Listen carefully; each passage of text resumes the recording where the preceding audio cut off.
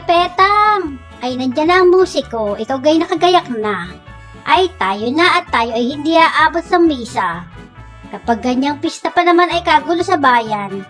Ang mga tao ay suling-suling na, hindi mo malaman kung saan unahing mamista.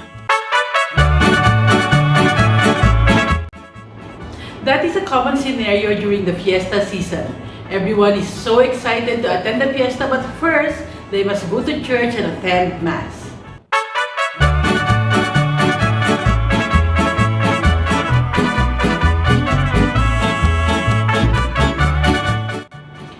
Fiestas are very important to the Filipinos because this is not just a celebration of the feast of the patron saint, but more so, the celebration of life, love, and the long generations of families.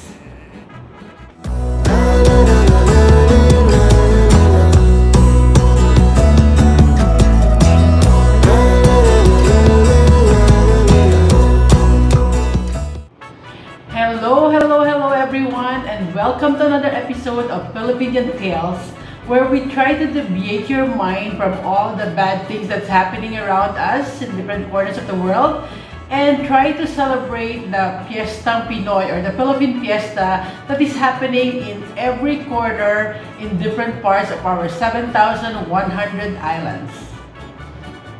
My name is Gemmarie Tibayan Venkataramani, a Filipina married to an Indian, hence the term Filipindian.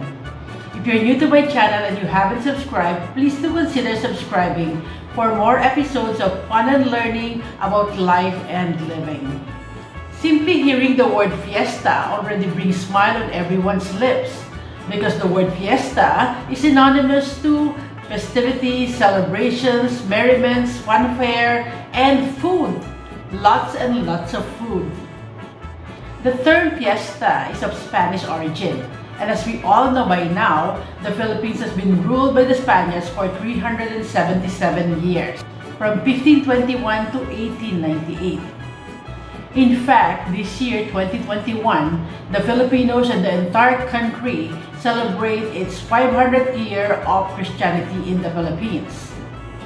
It was March 1521 when they first landed in Limasawa, Cebu, carrying the image of the Holy Cross, signifying the beginning of Catholicism in the country. This cross is now enshrined in the city and has become a major tourist attraction. With Christianity, the Spaniards brought a culture of gaiety and celebrations, honoring the feast of the patron saints. So it is no surprise that there is a fiesta almost every day in the Philippines, because every day, a particular saint's feast is celebrated. According to the official records of the Britannica, there are 10,000 saints whose feasts are celebrated by the Catholic Church. So imagine how much fiestas and celebrations there is. So why am I doing this video at this point in time when the world is going through a pandemic, when a lot of negative things are happening in the world? Well, that's precisely my point. The world is already full of negativities and uncertainties. And I want to take you back to the celebration of Thanksgiving for allowing us to live a comfortable life, healthy, safe, with a roof over our head, clothes behind our back, and food on our table, despite and in spite of all the negativities happening around us. And also because I terribly miss celebrating Fiesta back in my home in the Philippines. May 15th is the feast of our patron saint, San Isidro Labrador, the patron saint of farmers. You see, our place was originally home to coffee farmers. I grew up with my grandfather growing coffee. I had an experience harvesting, drying the coffee, and even bagging the beans. I even used to joke that coffee runs in my veins and not blood. So anyway, every 15th of May, whether we are still farmers or not, whether we're still growing coffee or not, or even if we have already ventured into some other profession or industry, we always look back to the feast of San Isidro Labrador as a day of our Thanksgiving for a good life. So yeah, you get the drift. Filipinos love celebrating Fiesta, and it's a real big deal for them. And when I say big, it is capital B, capital I, and capital G. Really big.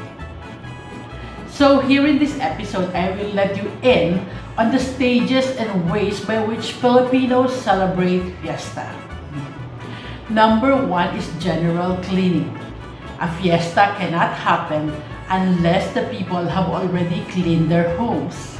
Weeks before the actual day of the fiesta, the Filipinos are all agog preparing their homes for the D-Day. Some take this opportunity to do the much needed repairs for their homes, while some others take the time to repaint the entire property.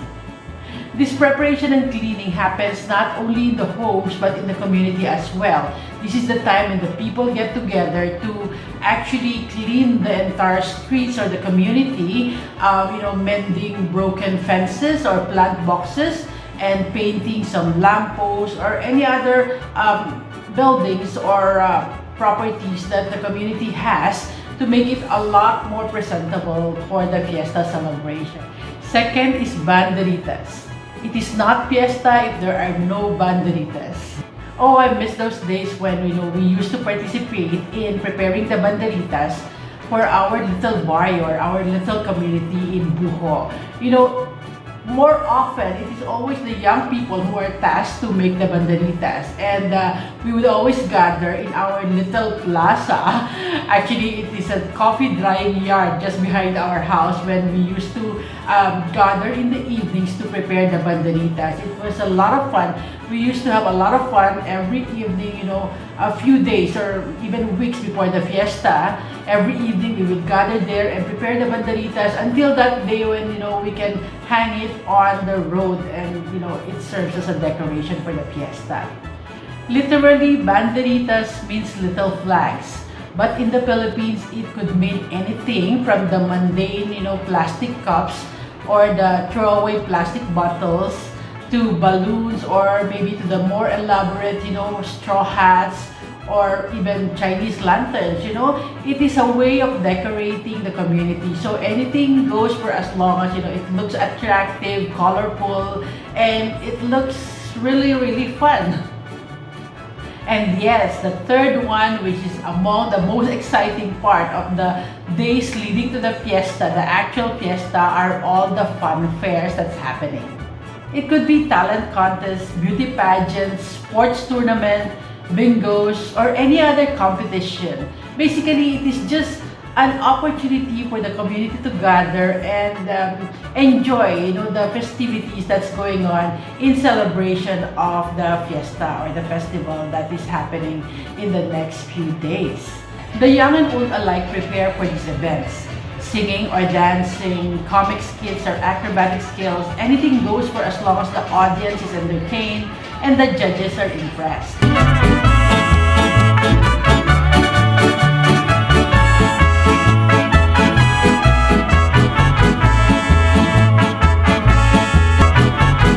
Bingos, who can resist a great game of bingo? Participated by people of the community several nights before the fiesta, this is a big hit and a lot of fun.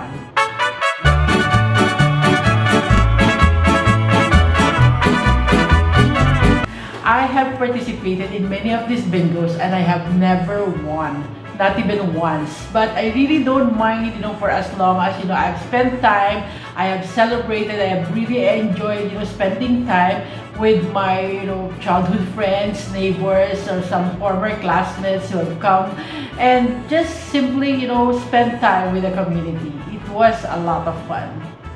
The younger generation specifically enjoy all these festivities as well as the church activities. Young people like Gemmarie here who will talk to you about missing the celebration of fiesta. Magandang araw po. 2 taon na pong nakararanas po ng pandemic dito po sa ating mundo. Kaya po, 2 taon na rin po wala pong fiesta dito po sa ating branch. Nakakamiss na rin po yung karakol po, yung kasiyahan po sa daan, yung mga tao po na napupuno po yung simbahan namin, na masaya po na umiiyak po sa tugtog po ng karakol na napupuno yung isa't isa po, yung mga hiraan po na nagsasalo po yung mga pamilya. Number 4 is Novena. 9 days before the actual fiesta, the community attends the first of the 9 days of prayers in celebration of the patron saint for which the fiesta is being celebrated. Novena is derived from the Latin word novem, which means 9. For 9 days, the community gather in prayer to culminate on the day of the fiesta itself. Special prayers are followed by a mass and then later on a procession that will go around the entire community.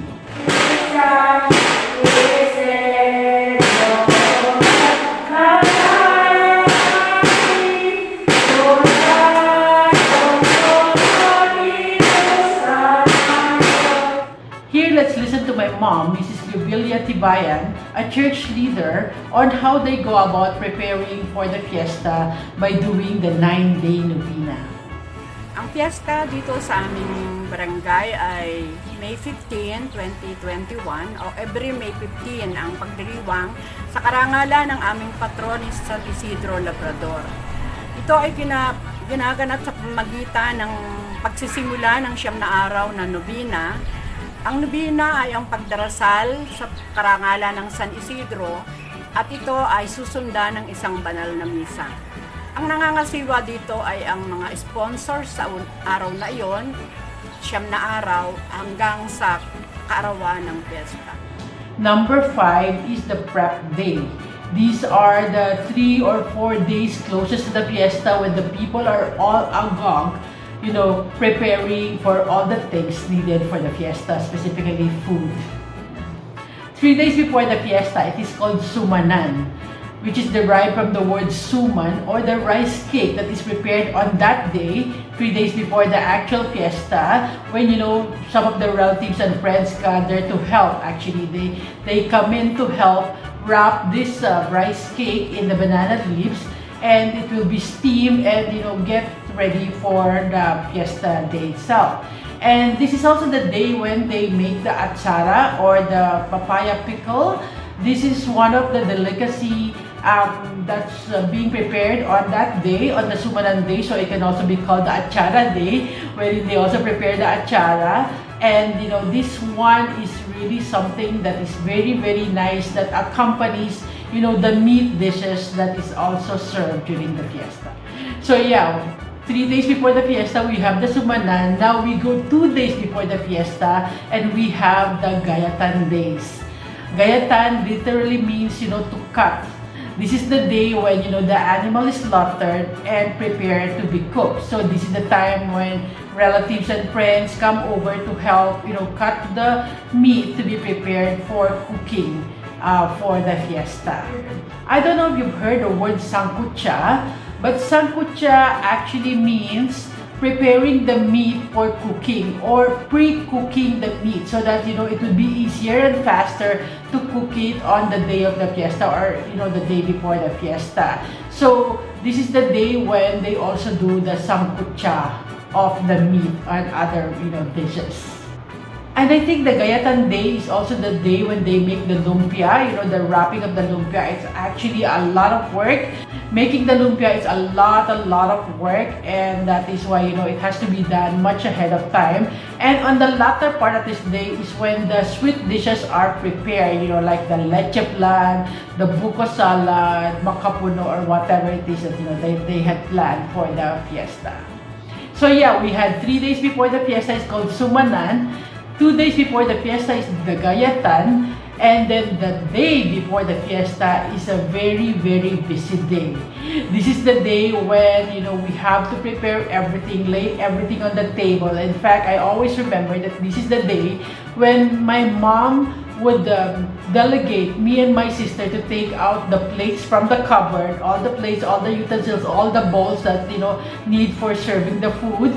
We'll have to take them out, wash them, dry them, keep them ready on the table so that when the time comes to actually set the table, it will be there ready, cleaned, and ready to be used for the celebration. And now, yeah, we have reached the fiesta, the actual day of the fiesta, where we have the fiesta mass and procession. Fiesta, being a celebration of the feast of a patron saint, will no doubt, begin and end in a spiritual rite.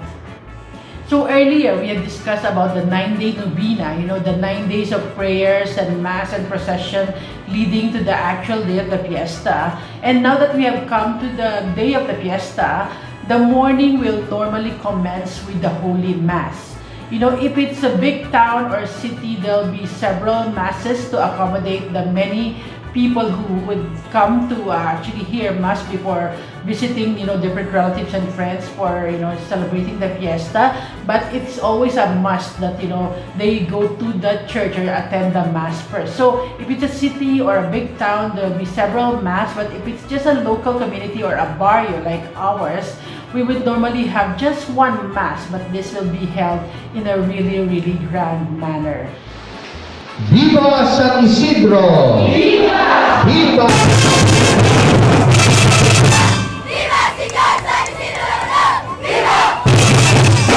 So as the celebration commences with a mass in the morning, it normally concludes with a procession in the evening or in the night. So this procession is one solemn parade, which is quite the contrary to the caracol, which we will discuss later in the next segment of this video. People will be holding candles, lining up behind the carroza and saying the rosary, while going around the community. This is a very solemn affair, and it's again, very heartwarming to see the community gather at the end of the fiesta celebration to again, thank God for all the blessings.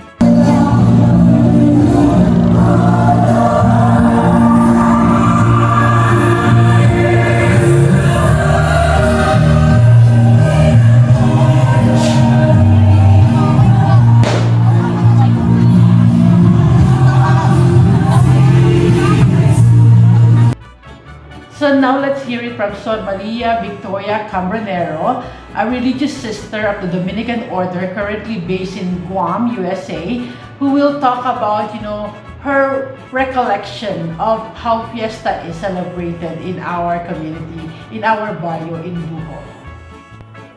Buho Amadeo, Cavite in the Philippines is my birthplace, where I was raised and grew until I entered the religious life in the year 1988. I witnessed and amazed on how people in my hometown celebrated the feast of our patron saint, Saint Isidore, on May 15. San Isidro Labrador is the patron saint of the farmers. Active members and officers of Barangay Buho decorate the carroza of San Isidro and our Blessed Mother with beautiful garlands for caracol to offer praise and honor to God.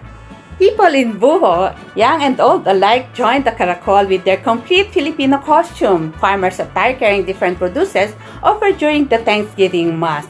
We danced around with matching colorful band of native songs and Filipino music. People from different vicinity flocked in our sitio to join the procession. Traditionally, every houses in Buho prepared handa for the visitors as an act of thanksgiving for the whole year's harvest and blessings. How I miss the exciting bonding moments with my family, relatives, and friends. And of course, my chance to dance along the highway for caracol. I always follow the activities of Buho community via Facebook.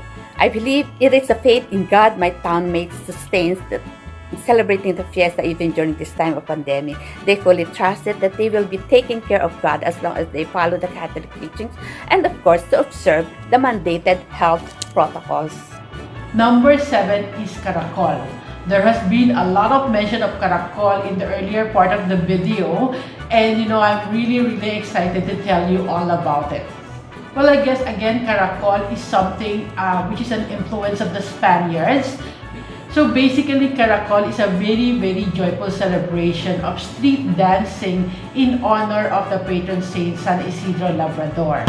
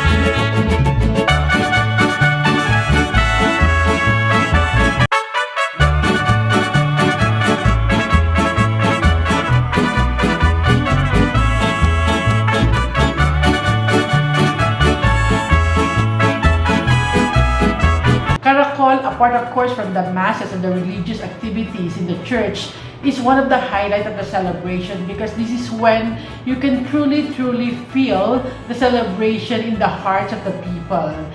And here we have, our barangay captain, the father of our community, to talk about, how Fiesta is celebrated and how, of course, many of us are actually missing in the last 2 years celebrating the Fiesta.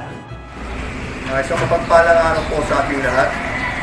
Ngayon po ay nalalapit na naman ang kapistahan ng aming barangay, Buho, Madayang Cavite, ng aming patrol na si San Isidro Labrador. Dahil po sa nangyaring ito, na pandemya ho, bali pangalawang taon ho ito na pagdiriwang namin na hindi po katulad ng araw. Na naalala ko nung bata ako, talagang isa ito sa mga event na iniintay ko dahil po ay pinagdiriwang namin ng sobrang napakasaya ho. Dahil po dito ay makikita nyo na meron kami karakol na nagsasayawan dahil sa pasasalamat namin sa aming patrol sa isang maganda at masaganang ani ng aming mga pananim dito sa aming barangay. Talagang meron pa rin po kasi kaming nakikita o napapanood ng mga musiko at meron din po kaming mga iniimbitahan ng mga taga-ibang lugar na nagsasayaw sa karakol na lumilipot po sa buong barangay. Ngayon po ay dahil sa naranasan ho ng buong mundo sa ng Pilipinas at ng ating barangay na pandemya, ay mas pinipili po natin na maging ligtas po ang bawat isa dahil itong ating nararanasan ngayon ay napakahirap dahil po hindi po natin nakikita ang ating kalaban. So mas maigi na po na tayo ay ligtas. Kaya po ito ay pinagdiriwang namin sa abot ng aming makakaya bilang pasasalamat sa aming buong may kapal at sa aming patrol na limitado lang po ang mga nakakakita or nakakasama dahil po iniiwasan natin na magkaroon tayo ng mga sakit na itong COVID na ito. So meron pa tayong protocol ng mga sinusunod, may dami po tayo ng bilang at may mga bagay po na pwede lang po nating gawin ayon sa binaba ng mga expert sa larangan ng sakit na ito. So, ganun pa man, ay kami po ay sa abot naming makakaya ay kami gumagawa ng isang bagay na bilang pasasalamat pa rin sa aming poong may kapal at sa ating patrol bilang kahit ganito po nangyayari, kami pinagtutulubayan pa rin sa aming pang-araw-araw na buhay at ang aming mga pagsasaka. So, sana po ay maging maayos po ang lahat at darating po ang panahon, sana po susunod ay tayo ay ligtas na para po muli po ay ating may pagdiwang ang ating kapistahan ng napakasaya at talagang hindi ho malilimutan ng bawat isa. Muli po, maraming salamat po sa inyong lahat at tayo po ay tulong-tulong sa tulong na po may kapal. Magandang umaga po. Number 8, we have family, friends, and food, and lots of food. Fiesta is a time to gather with, family and friends whom we don't see often. This is the time when they come and visit us, or, if it's their fiesta, we go and visit their place to, to celebrate with them. And of course, Filipinos are known for their elaborate celebration of food. And here I will list down, the famous Filipino fiesta food that we normally have. Well, number 1 is menudo. I can never imagine a fiesta without a menudo. Number 2 is embutido or murcon. I really cannot tell the difference between these two because I'm no great chef or cook, but apparently my mom tells me that there is a difference between these two. The same way with our number 3, caldereta and afritada. These two apparently are two different dishes, but again, I cannot tell the difference between these two. And of course, number 4, we have pancit. Pancit is something that is there in every Filipino celebration. So if you have a Filipino friend, I'm quite sure that you would have already tasted pancit. 5 is adobo, the national dish of the Philippines. And this is something that we are very proud of because it is something very uniquely Filipino. So it can either be adobong baboy or adobong manok, which is adobo pork or adobo chicken. Anything is just simply extraordinary. Number 6 is the lechon or the roast pig. You know, a fiesta celebration is never complete if there is no roast pig or lechon on the table. Number 7 is lumpia. I already mentioned to you how difficult it is to make the lumpia, but it's all worth it. When you find it on the table, on the fiesta table, it is so worth it because it's really, really delicious. And of course, there are so many other dishes that I have not mentioned here. And I'm sure, if you happen to visit a family, a Filipino family on a fiesta, you will find a lot more dishes. It could be even 20 to 25 dishes on the table that sometimes you will be really confused as to where to start and what to eat first. So now we go to the desserts. Some of the famous desserts that we have for fiestas are, of course, the leche plan, which is very, very characteristically Filipino. But, there are some variations in different, cultures and communities. But, the Filipino leche plan is something that you should really, really taste. Next, we have the halayang ube or the purple yam. I haven't really seen halayang ube in many other culture, but again, this is something that is very, very Filipino, that is, prepared mostly only during fiesta. And of course, we have the buko salad. Buko is made from those tender coconut kernels that's prepared with some fresh fruits and a lot of milk, and it makes it really, really yummy. And then, of course, we have makapuno and maha blanca and many other delicacies that they serve during fiesta specifically. Well, all the talks about food makes me hungry now, and it makes me miss my home in the Philippines a lot more. And just like me, there are so many others who are actually missing, celebrating fiesta the way we used to. Just like one of our dear friend here, Mrs. Lenny Reyes. Let's hear it from her. Ngayon kasi parang 2 taon na ngayong Mayong ito na tayo nasa ganitong pandemya. Talagang 2 taon na rin na hindi namin na-celebrate ang kapistahan ng San Isidro, at napakarami namin, especially ako, napakarami kong nami-miss. Number 1 na nami-miss ko ay yung pag-attend ng Novena, kasi bilang 67 years old na ako ay kami pwedeng lumabas ng bahay, hindi na kami masyadong pwedeng lumabas ng bahay. Kaya yun ang nami-miss ko, yung pagsimba sa karawan, na talagang maraming mga nag-o-offer sa misa, pagkatapos isasayaw sa karakol, na talagang walang kapagod-pagod kahit iisipin mo hindi ka sasama dahil napakalayo ng iyong pagpoprosesyonan, pero kapag naman ikay naando na, napakasarap ng pakiramdam na talagang hindi ka mapapagod sa kabutihan ng Panginoon at sa tulong ng San Isidro. At alam ko naman na kung ito yung matatapos din ito sa madaling panahon at sa 1 taon. I am very confident na mai-celebrate na namin muli ang normal na kapistahan ng San Isidro. Okay, the fiesta is over, and you would have thought that my list would have gotten exhausted as well. But no, watch out, I have 2 more. And the 9th one we have is the pabaon. Okay, think of a kiddie birthday party and how you're handed a loot bag as you say goodbye to the celebrant, as you are about to leave the party or the celebration. So pabaon is our version of the loot bag, which is very, very Filipino, I would say.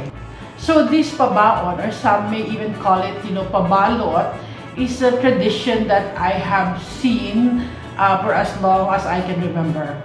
Do you remember earlier when I mentioned about the 3 days before the fiesta is the sumanan? The suman is what is normally given as pabaon or pabalot to the people who have attended the fiesta celebration. So the house owner will normally pack bags and bags of suman, and that would be given as the guest leaves the home while after celebrating the fiesta with the family. So now we reach the last item on my list, which is altares. I tried to look for the meaning of altares. I did a thorough research on it, but then I couldn't find anything. Although to me it sounded another Spanish term, but then it led me to the word altar, which is, a place, where most of the religious celebration or rite is held or celebrated. But of course, in the Philippines, it means a little different, although it also relates to something that is connected to the altar. Altares is the day after the fiesta. Well, I remember our high school teacher explaining altares to us. And of course, during that time, our young minds could only comprehend that altares means another day of celebration and another day of holiday from school. But then, what she said at that time was that, altares is another day given by the church for the people or the members of the communities who were not able to attend Mass or the religious celebration on the day of the fiesta. This is the day when they'll be given a chance to actually attend those masses and those other activities in the church. So it just made me realize that how generous the church is, or how generous God is, that He allowed the people to put the celebration first, or the food and the guests first, to attend to them first before actually going to the Mass. And He is giving this one day later, a day after the fiesta, which is called the altares, for them to actually perform those duties to the church. So this is something that's very, very Filipino. Again, I have not heard of this in any other community, but altares is something that we truly, truly enjoy, because again, it's another extension of a celebration, but at the same time, it's an opportunity to continue, the Thanksgiving and, extending our gratitude to the Lord for all the blessings that's given to us. I, for one, am really missing the Filipino way of celebrating fiesta, just like the millions of Filipinos who had to cancel celebrations like this, fiesta and other festivities in the last 2 years. But I'm very, very sure that soon, in fact, very soon, we may be able to go back to celebrating our fiesta, and at that time, we can be doubly grateful for all the blessings that we have received and for keeping us safe and our families safe during this pandemic. In the meantime, let's celebrate the fiesta virtually while we continue to pray for the safety of everyone. Maligayang fiesta po, and maraming salamat for joining me in this Fiestang Pinoy episode. Till next time. Bye!